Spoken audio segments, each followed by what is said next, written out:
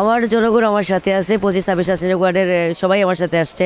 আমি কাজের লোক, কাজ করব, ওয়ার্ডের জন্য করব। আমি ব্যাডমিন্টন চেয়েছিলাম, ব্যাডমিন্টন পাইছি ভাই ভাই।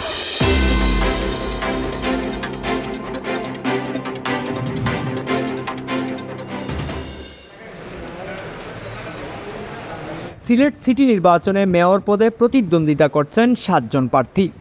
তাদের সবার মধ্যে প্রতীক বরাদ্দ দেওয়া হয়। একই দিন 3টি ধাপে সংরক্ষিত ও সাধারণ ওয়ার্ড কাউন্সিলর প্রার্থীদের মধ্যে প্রতীক বরাদ্দ দেওয়া হয়েছে। মেয়র পদে দলীয় প্রতীকে নির্বাচন করছেন 4 জন প্রার্থী। এর মধ্যে আওয়ামী লীগের মোহাম্মদ আনারুজ্জামান চৌধুরী নৌকা জাতীয় পার্টির মনোনীত প্রার্থী, নজরুল ইসলাম বাবুল লাঙ্গল ইসলামী আন্দোলন বাংলাদেশ মনোনীত প্রার্থী, হাফেজ মাওলানা মাহমুদুল হাসান হাতপাকা ও জাকের পার্টির মোহাম্মদ জহিরুল আলম দলীয় প্রতীক গোলাপ ফুল।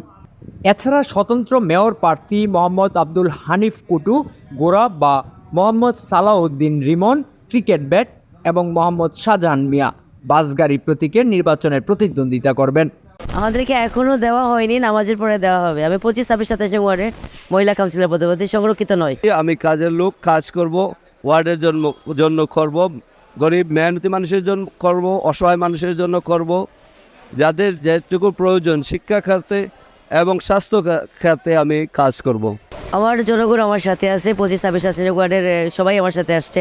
আমার মুরব্বিয়ান আমার সাথে আসছেন, আমার যুব সমাজ আমার সাথে আসছেন।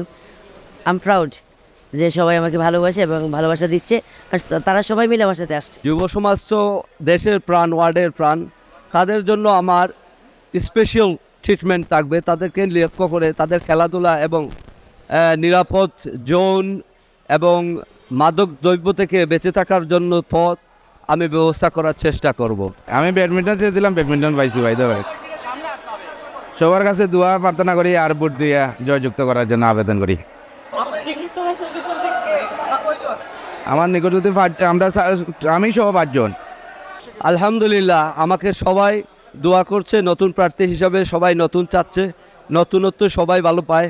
তাই নতুন প্রার্থীর জন্য আমি আশাবাদী, আমাকে নতুন ক্যান্ডিডেট হিসাবে আমাকে তারা জয়যুক্ত করবে।